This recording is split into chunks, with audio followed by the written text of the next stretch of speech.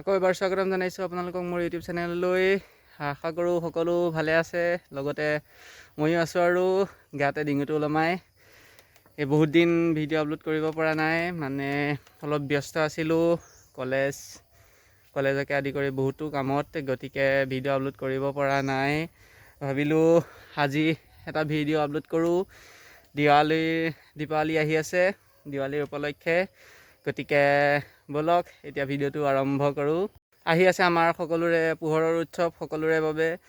এই পোহৰৰ উৎসৱত আমি সকলোৱে অলপ আনন্দ কৰোঁ, লগতে শব্দ উৎসৱো আমি কৰি দিওঁ, মানে বম চম ফুটাই।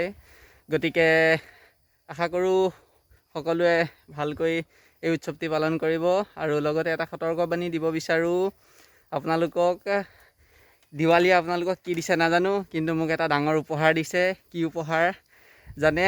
এই চশমাযোৰ উপহাৰ দি গ'ল আজি 7 বছৰৰ আগত। গতিকে সেই চশমাযোৰ উপহাৰ দিয়াৰ কেনেকৈ দিলে, কি কৰিলে, তাকে আজি অকণমান চুটিকৈ আপোনালোকক কওঁ বুলি ভাবিছোঁ মোৰ কাহিনীটো।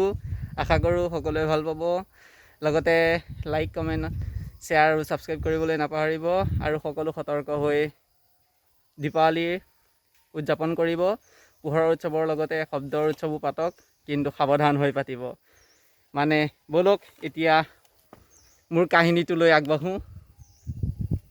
মোৰ কাহিনীটো এইটোৱে হৈছে যে আজি 7 বছৰৰ আগত আমি সকলোৱে জানো দীপাৱলী পাতোঁ, পোহৰৰ উৎসৱৰ লগতে শব্দ উৎসৱো পাতিলেও আমি সকলোৱে জানো যে কিছুমান বোম ফুটে, শব্দ কৰে, আৰু কিছুমান বোমে পোহৰ বিলায়।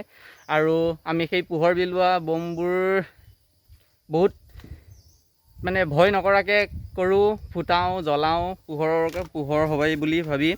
কিন্তু সেই পোহৰৰ যি পোহৰ দিয়ে বোম, সেই বোমে যে অঘটন ঘটাব পাৰে সেইটো হয়তো আপোনালোক বহুতে জানে।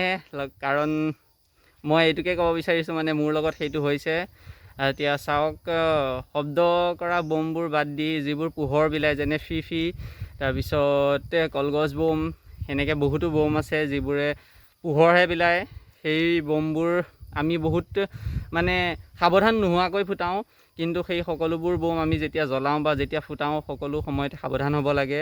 আজি 7 বছৰৰ আগত যেতিয়া মই ক্লাছ 7-8ত আছিলোঁ, তেতিয়া মই কলগছ বোম জ্বলাইছিলোঁ।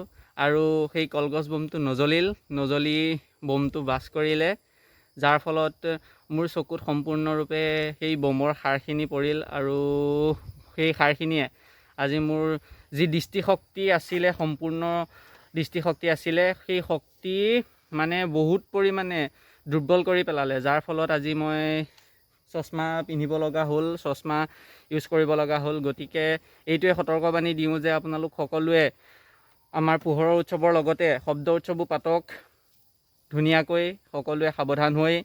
আৰু সকলো বোম ফুটোৱাৰ সময়ত আপোনালোক সতৰ্ক হ'ব, যাতে মোৰ দৰে আপোনালোক কাৰোৰে ক্ষতি নহয়। সেইকাৰণে আজি ভাবিলোঁ বহুত দিন ভিডিঅ' দিয়া নাই, এইটোকে এটা ভিডিঅ' দিওঁ। আশা কৰোঁ সকলোৱে ভাল পাব ভিডিঅ'টো চাই। আৰু সকলোকে আগতীয়াকৈ মোৰ ফালৰ পৰা দীপাৱলীৰ শুভেচ্ছা থাকিল।